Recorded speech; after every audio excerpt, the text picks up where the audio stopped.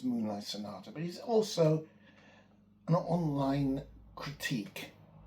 And I'm sorry to have to do this, but this is an online critique to online hyping. In particular, online hyping of one particular pianist, Valentina Lisitsa.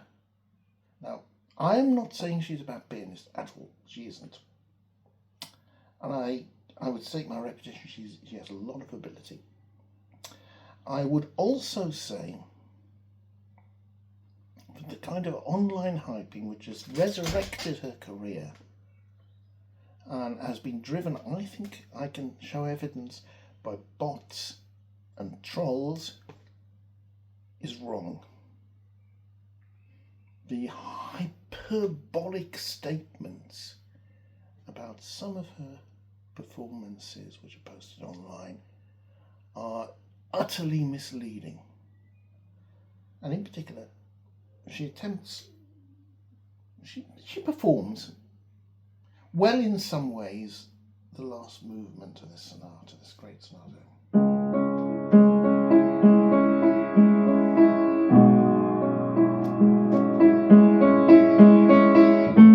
And the comments from her hyper on the last movement were, this is the limits of what is humanly possible.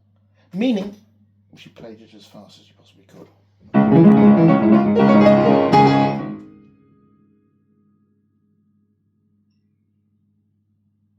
You don't do that.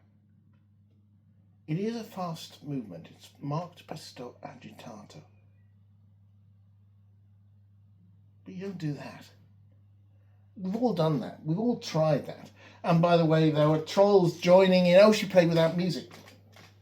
Where's the music? Anyone who learns this kind of piece, seriously, it's difficult.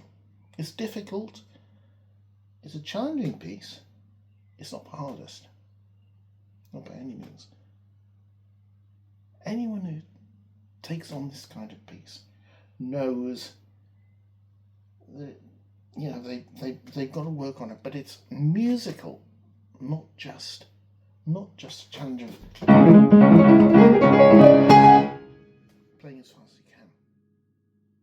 She does it very well, but we've all tried that. The real point is, by playing it that fast, you're losing things. It's presto agitato. It is not prestissimo si possibile. So in other words, the piece is meant to be played fast and agitated. And the agitated requires energy.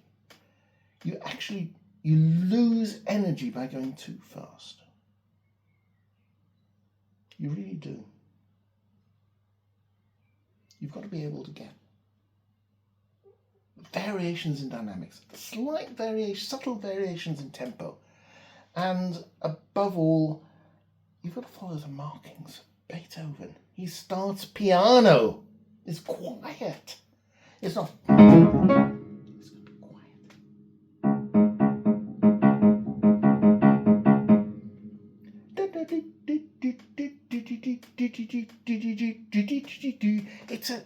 It's a distant threat. It's the same feeling as that Tchaikovsky. It's the same feeling as parts of Peer Gynt by Grieg. It's very, very energetic, threatening, and distant. And by going too fast, she ends up at mezzo forte. I played it mezzo forte to forte. She actually is. Her articulation is better than mine. She is technically very good, but she loses the dynamics. She loses the dynamic variability, and she loses a sense of energy.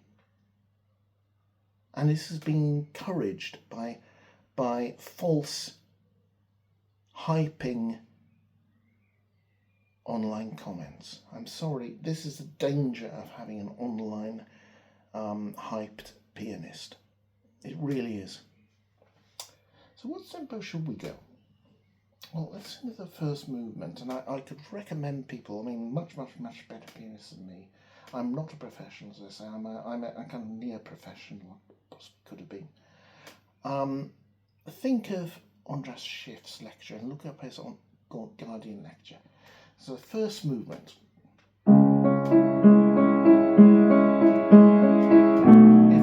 It's a funeral march.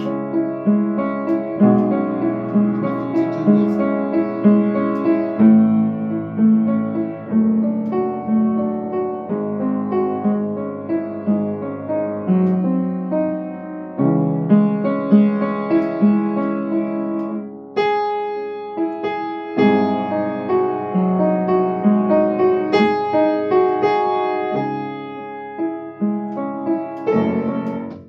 Okay, that's a funeral march. I don't think lots of people have actually noticed this, but there's a strong relationship. So the tempo of that is set really by the need for it to be a funeral march.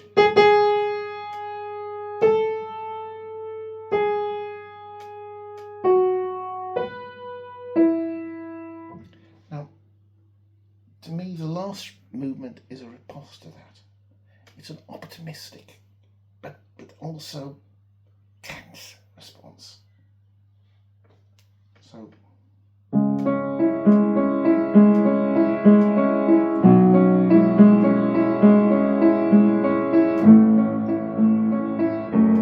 Becomes.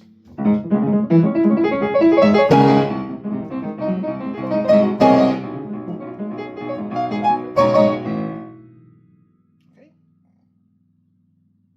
Not quite as fast, but more energetic.